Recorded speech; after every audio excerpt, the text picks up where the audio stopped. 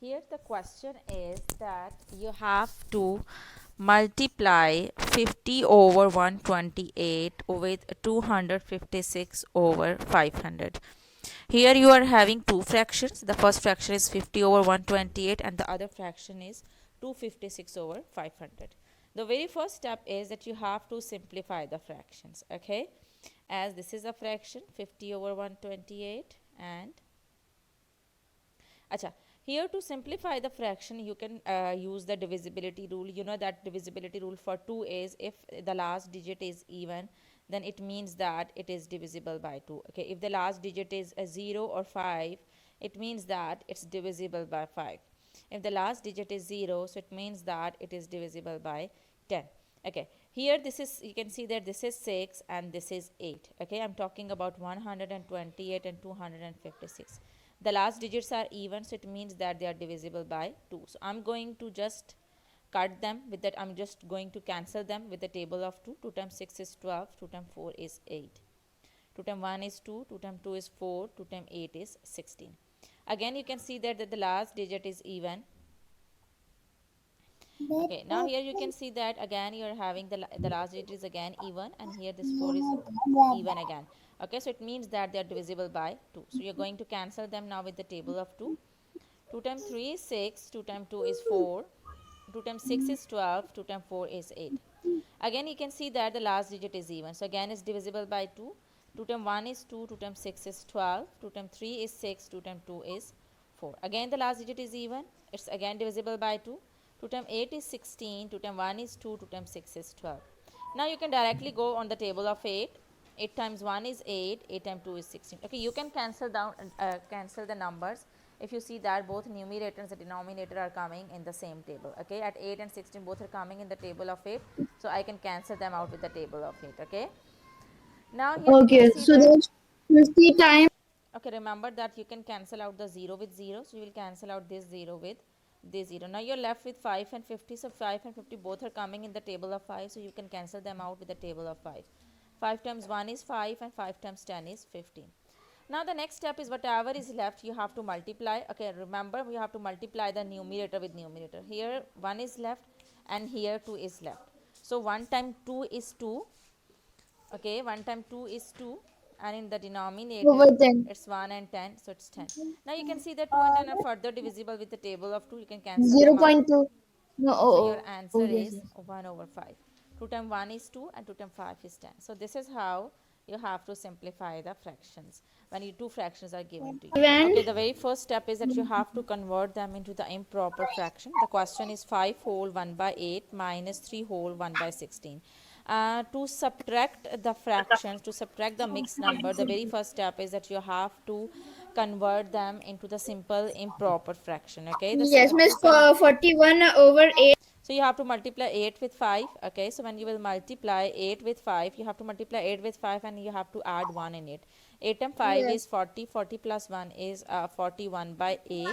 Write down the subtraction sign as it is. Now you have to multiply Yes, 16 with 49 3. over 16. Is 49 over 48. 16. Yes, 16 times 3 is 48. 48 plus 1 is 49 over 16. Now you can see that your denominators are different. So whenever you're having a fractions with different denominators, these fractions are called unlike fractions. Okay, for unlike fractions, what you need to do is you have to make them the like fractions. It means that you have to make the denominators Yes, miss, same. so I'll, yes, yes.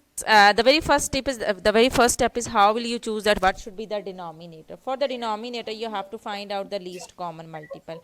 Least common multiple mean that you will write down the table of 8 and the table of 16 and you will just circle them the least common multiple. Write down the multiples yet you will get 8, 16, Miss, 24, and miss, sixteen. rather miss, this, So the least common multiple of the table of 8 and 16, as you can see that this 16 is common and this is also common, and they are also the lowest yes. common multiple. So it means that you have to make the denominator 16. So this is already 16. You can make 8 16 So by miss, 8 to multiplying it the with 2. 16 and 41 times 2 is 8. Yes, here this is already 16, so there is no need to change this denominator. Now you will multiply 41 with 2, you will get 2 times 1 is 2, 2 times 4 is 82. Okay, so 41 times 2 is 82 and the denominator is 16. and here Yes. 49 over 60. Now you're having the same denominators. You can write down like That 82 means minus that gives 49. 33 over Yes. 33 over 33 over. When you will subtract 82 minus 49, you will get a 33 over 16. Now you have Means to says 30. divide 33. Okay, the question is in the mixed form, so you have to write down the answer in mixed form. So 33, when you will divide 33 with 16, you will get 16 times 2 is 32 and 1 is the remainder. So you know that how do you write down in the mixed number? You have to make an arrow like Yes, this. miss. So it's Yes, 2 miss. Yes. whole 2 1 over 2 16. miss. This is your This is answer. 2 and Okay, remember that if the first quantity is increasing, I'm going to explain you about the direct proportion. Mhm. For example, you're having two quantities and we can give them the name x and y.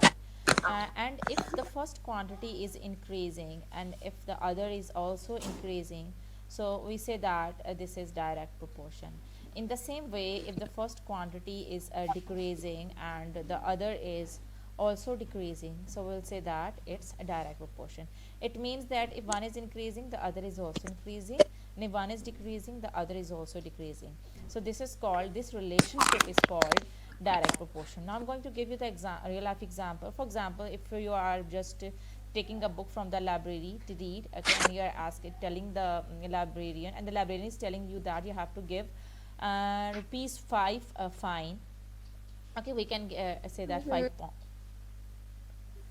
okay, yeah. that you have Okay. to give for example, you have to give a dollar two. Okay, this is your fine if you will exceed the 10 days. Okay, she has given you the Yeah. 10 days to read the book, and if you are exceeding the days, you have to give a dollar two fine per day. Okay, and you know that the if you are taking more days, okay, after 10 days, for example, if you're taking 10 days, so it's if 11 days, then you have to pay how much fine? You have to pay 2, because you have to pay the fine for more days if the days are more than 10. So you have to pay the fine as dollar 2 per day. So the 11th day, if you're taking the 11th day, okay, you have to pay 2. In the same, if you're taking the 12th day, you have to pay 4. If you are exceeding it to 13 days, then you have to pay 6. So here you can see that the number of days are increasing, and here you can see that the fine is also increasing. So the days are increasing and the fine is also increasing. So this relationship is called direct proportion. I hope that it's clear to you.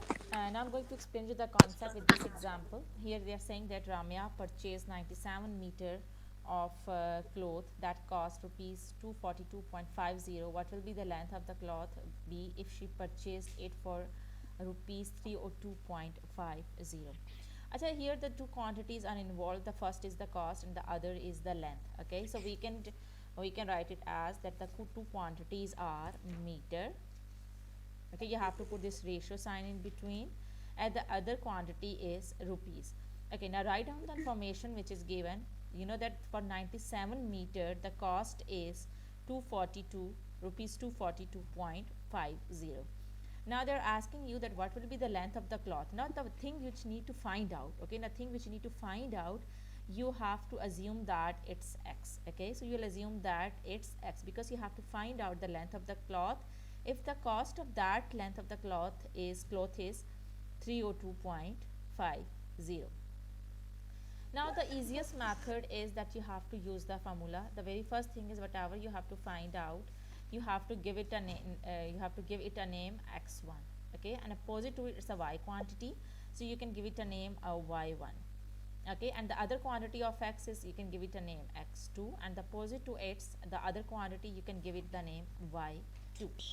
Now for direct Uh, proportion, always remember for direct proportion, if the quantity is missing, you have to use the formula, that is x1 over y1 is equal to x2 over y2. So now you substitute the values in this formula. X1 you have to find out, so write down x1 as it is, and y1, this is y1 na? So substitute the value of y1, which is 302.50, is equal to x2 is 97, and y2 is, here you have to substitute y2, so the y2 is 242.50. Okay, now you have to find out the value of x1. So here you can see that this 302.50 is dividing with x1. So when it will go to the other side, you have to move it to the other side because you have to find out the value of x1. So it's dividing over here. When it will go to the other side, it will be multiplied with this value, which is 97 over 242.50 times 302.50. Now you have to multiply 97 with 302.50, and then you have to divide it with 242.50. So when you will solve it, you will get okay, when you will divide it, you will get rupees 121. So it means that if your cost is 302.50, so the length of the cloth is, oh, sorry, this is not rupees, this is, the unit is meter. Okay, so it means that the length is 121 meter. Here you can see that for 97 meter the cost was 242. Okay, now here you can see that it's 121 meters, so the length of the cloth is increased. So the way here the cost is also increased. So the both quantity, the first is increasing, the other is also increasing. The first is increasing, the other is also increasing. So it means that this relationship is showing that it's a direct proportion. Let me explain you this question again. The question is, Ramya purchased 97 meter of cloth that cost 242.50. What will be the length of the cloth be if she purchased it for rupees 302.50? The two quantities are involved, the length, and the second one is the cost. Okay, so you have to write down the information which is given in the question, that for 97 meter it's 242.50. Okay, now they are saying that what will be the length of the cloth. You have to find out the length of the cloth, so you can assume it as x2. Okay, if the cost is 302.50. So after writing down the information, the very first thing is that the things you need to find out, that is x1. So the opposite to it, the quantity opposite to it is your y1. Okay, and the other quantity of the same unit is x2, and the opposite to it is y2. Now for direct proportion, you have to use this formula that x1 over y1 is equal to. Now how did you find out that whether it's a direct proportion question or inverse proportion question? Very important. As you can see that in the question, you can find out if for 97 meter this is the cost. So if you will increase the cloth, okay, if you will increase the length of the cloth, so definitely you're going to pay more. So it means that the first quantity is increasing, the other is also increasing. So this is how you found that this is the direct proportion question. So you have to use the formula for the direct proportion question, that is x1 over y1 is equal to x2 over y2. Now we have written the information here, you just need to substitute the values. x1 is, you write down x1 as it is. For y1 you have to write down this, which is 302.50, and x2 is 97 and y2 is 242.50. You have to find out the value of x1, so you have to move 302.50 to this side. So when you will multiply it, you will solve it, you will get that the value of x1 is 121 meters. So it means that if the cost is 302.50, you have to pay, the length of the cloth is 121 meter. Clear?